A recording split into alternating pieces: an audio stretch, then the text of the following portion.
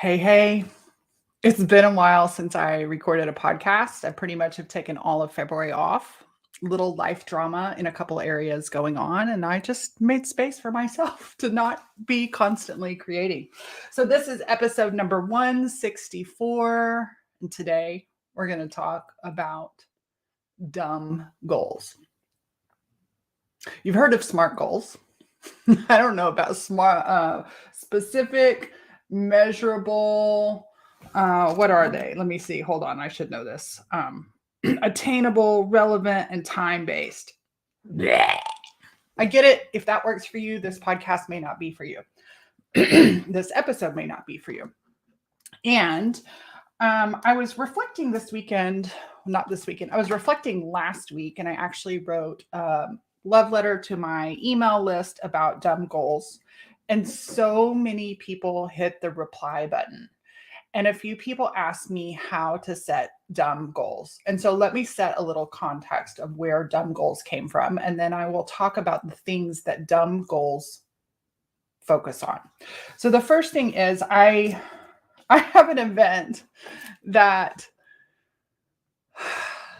well, let me even start before the event. I remember when I left corporate and was considering doing my very first online class. I wanted 10 people in that class, and I prepared and I wrote the entire class. And I had people saying, "Oh, I'll join your class. I'll join your class." And then when I put the class online, this was back in like 2010 or 11, not a single person signed up. It was a giant goose egg. And I know many people in the course of my coaching career who have also been coaches or service providers and have gotten big fat goose eggs. I know many people who have never sold out a thing. And I know many people who say they've sold out, but they've given away a lot of tickets. And that's fine. I've done that before too. My very first event, I did not have anywhere near the number of people I wanted. And actually, until recently, so I did my very first retreat in 2013 and have been doing retreats and events since then. And honestly, until now, I've never actually sold out the entire event where I cannot add another person. Frankly, I've never even come close to the numbers I wanted, right? So if I wanted 14, I had 7. If I wanted 50, I had 35. And this year, I decided to change Camp Starheart, just entirely change the energy of everything. We're moving venues. I raised the price by $1,000, and I hadn't done a sales page because I just hadn't hadn't focused on it, and I sold it out way back at the end of, not the end, but last fall, I sold it out. And then recently I had 2 European clients who aren't going to be able to come because of travel restrictions. And so I offered those up just quietly to my community, and they were immediately taken. And I was like, my God, that feels good to legitimately sell something out. Not to be able to tell y'all that it sold out, but to be able to, now I get to spend all my energy in the creation of the event, not worrying about selling it.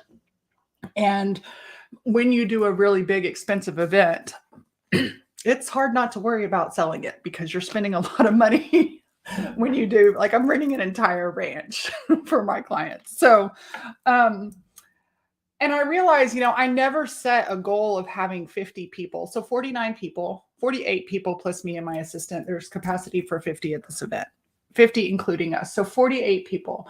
And I never said, like, in my mind, 48 people, 48 people, 48 people. I just said in my mind, this is what I want the event to be. This is the energy that I want to have.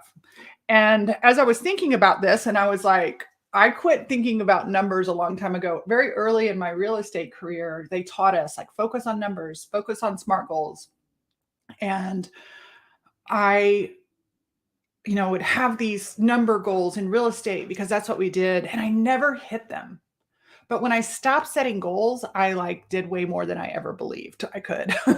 And the same thing in the coaching world. And so I get the concept of having an initial math equation to make sure you're hitting your In income goals that are not arbitrary, that are based on, like, I remember when I very first left Keller Williams and started coaching on my own. My boss at the time was like, I can't believe you would leave us, and I can't believe you would leave 100,000 agents. And at the time, I had 47 one-on-one clients, and I was like, lady, I'm not leaving you. I'm going towards me, and I need seven. I need a minimum of $7,000 a month to run my household and my business, and to have a breathing room. And so I've always known my bottom line numbers, and anything above that would be fun and joyful. And I certainly spent years worrying, and I certainly spent years trying, and I certainly spent years with coaches telling me to set SMART goals, etc. And so as I was reflecting on this the other day, as I told my email list people, I was like, what's the opposite of SMART? And I was like, dumb. And I was like, if dumb were an acronym for goals, and I was like, oh, this works. Dumb goals for me, said in the first person, is don't underestimate my being. And many of my clients know. So I have this little chart. I'm going to hold it up on the video. I will post it in the show notes. If you're audio, don't go giving me some damn review that says she's showing visuals on her podcast. It's in the show notes. And so on the left side is being, and on the right side is doing. And so much of us in the business world are taught to focus on mindset and then doing. Mindset and then doing. And I've noticed that over the years, when things are going well, even when things are not, but what really serves me is to spend most of my time cultivating my being. And so in honor of those who sent a reply to my email and said, how do you set being goals? First of all, they're not numerical. And I'm just going to go down this sweet little list of being. For me, being is about cultivating your identity, cultivating your beliefs, cultivating your energy. That's a huge one for me. Cultivating my mindset and cultivating my capacity and willingness to lead myself and to lead all parts of myself. So on here it says self-leadership, and I'm referring to the internal family systems concept that I've been working with my clients, where we have a higher self and we do not reject the difficult parts of us. We actually learn how to love and compassionately care for and meet. How do we lead the uncomfortable parts of ourselves? Being is about resilience, your self-trust, trusting yourself. That has been huge for me. Learning to trust myself, which means learning to trust myself if things don't go the way I thought. And so here's what's fabulous about all the times I never, ever, quote, sold out an event or a class or a retreat or a mastermind or whatever it is I was selling. Self-trust is about the way that I be with myself when I don't hit my goals. And what I know is that everything has worked out absolutely brilliantly and perfectly, and the right people are always in the room. So self-trust, courage, the willingness to be uncomfortable. And if you know me, you know that I'm an Enneagram 7. And for the first half, some of my clients have been with me for 10, 12 years. And they know the very high Enneagram 7, Allison, that avoided pain and discomfort at all cost. And I have become someone through being work, through don't underestimate my being work, through cultivation. I have focused on becoming someone who has the capacity and care and connection to be with uncomfortable emotions, sensations, and thoughts. So that's huge. Ownership. Oh my goodness. Ownership is a huge part of cultivating your being. To me, ownership is recognizing how much I actually can control, how much power I actually have. In Solis, we call it be a decider, right? Are you going to be a victim or are you going to be a decider?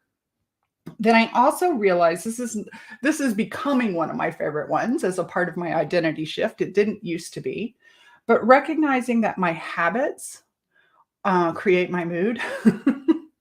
And so if I'm going to set being goals that are really based on my energy, my not just my fickle mood, but the energy and essence of who I be from day to day, then I'm going to really have to take care of my nurturing habits.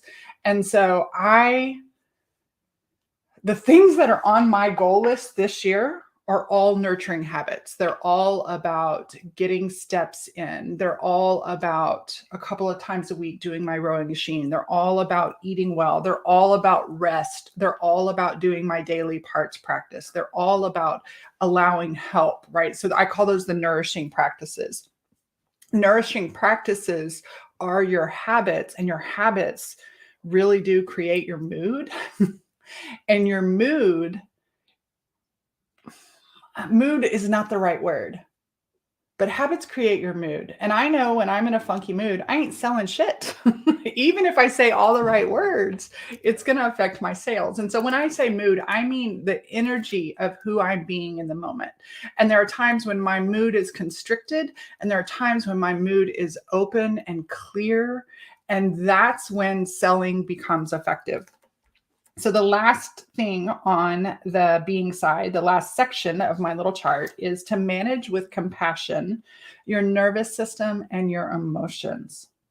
How do we self-lead when we are in overwhelm, confusion, procrastination, comparison, frothing, doubt, and fear? And I have experienced all of those things as a small business owner. And never did putting a number goal on those things help. So trying to eliminate overwhelm, confusion, procrastination, comparison, frothing, doubt, and fear never served me. What is serving me and what is serving my clients is how do I meet and actually move towards those parts of me with compassion, with care, with deep, loving connection. And what I find is if my nervous system is in overwhelm, for example, I say, there, overwhelm. I see you. I won't leave you. I'm here for you. And I really work on noticing, B, unblending, so that overwhelm is not the one driving the bus of my system. And then, good morning. And then as I notice these parts of me, my goal it used to be to fix these parts or to coach these parts. And it used to be self-coaching, and it is not that anymore. Now, the way my being goals are, D.U.M.B goals, don't underestimate my being, is how will I be with my overwhelm? And I do imagine myself in multiple personalities. I think we all have multiple parts. This is not a diagnosis. It's just the way our psyches are made up.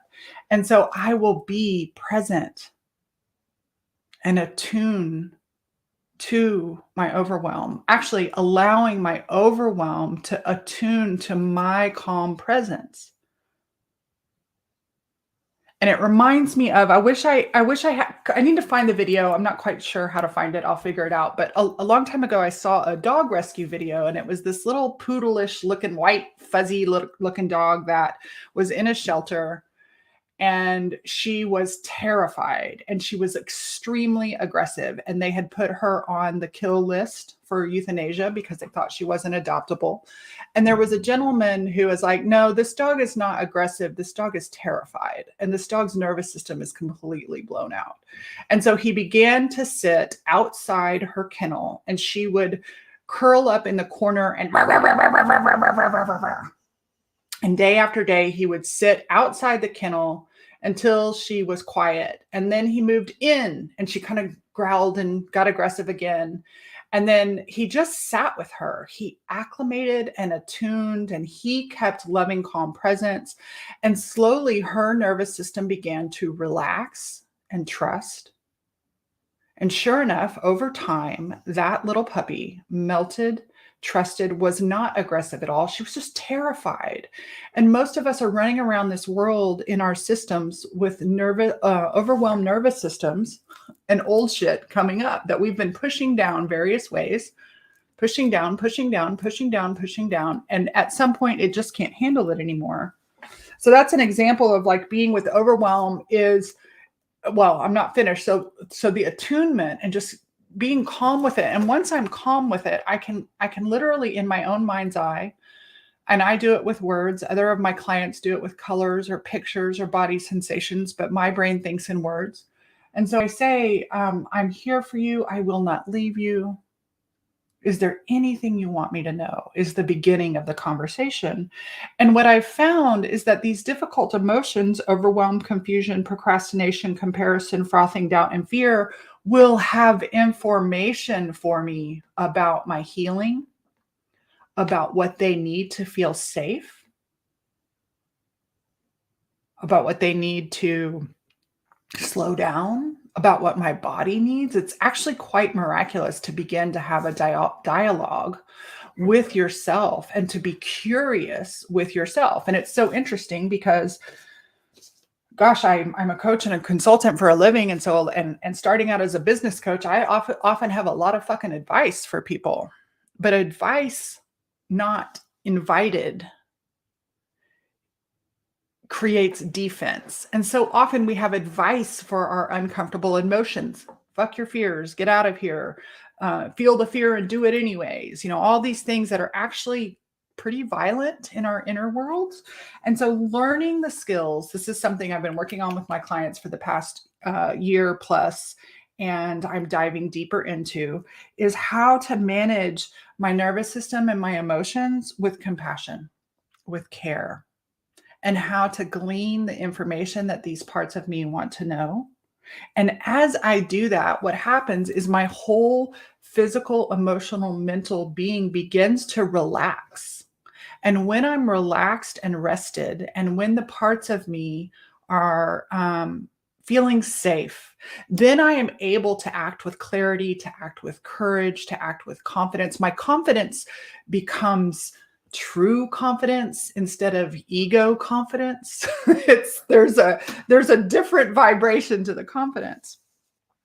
And so, yes, on the doing side of this list, there's all the marketing, there's all the who, there's all the how to.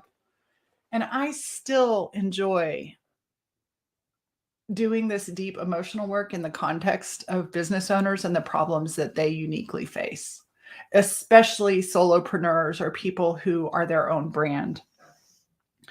But don't underestimate my being goals. And you are welcome to use, I have a version of this little piece of paper, and I will create a PDF download that you can grab off of the podcast. I have it printed out, and I have a couple of them printed out, and one of them sometimes I fold in half so that I can only see the being side. And if you want to begin to set D.U.M.B goals, and I say that with so much love and snark, go down this list and do some self-inquiry. Do some loving self-reflection. Who is the person that I want to be? How do I see myself? What do I believe that is working for me? And what do I believe? And I call these, I don't want to call them negative, but I call it useful. What's useful? Do I have beliefs that are not useful in the direction of my dreams? If you want to learn more about self-leadership, come be a Soli. It's the greatest place to do it. Come be a Soli, because we're doing it in community. We're doing it together. We're attuning one another. We are, our nervous systems are all becoming more relaxed as we own and market our businesses and take care of our clients. Check in with your resilience. Check in with self-trust. Ask yourself questions, not like how to, but what would I have to believe to build my self-trust? What parts of me? I actually have entire episodes on how do we actually trust ourselves? Well, you have to, or how do we actually be ourselves? Like be you, authentic. How do we do that? You can't really be yourself when you're ignoring a whole lot of yourself. And so meet yourself, get to know all your parts, trust yourself. Is the more I meet myself, the more I trust myself. The more I meet and spend time with and attune and just be present with the parts of me that for years I hid away. And by the way, let me point this out. As I look around the world, frankly, I don't see anybody who's not dealing with this, but my people have their own unique expression of it. There are many people who outsource discomfort through drugs, alcohol, overdoing, shopping, gambling, pornography, spiritual stuff, whatever. My particular flavor, the people that I work with, I noticed we all have some things in common. We all actually outsource discomfort with really socially. Let me get my words right. We all outsource discomfort with socially acceptable and rewarded behavior.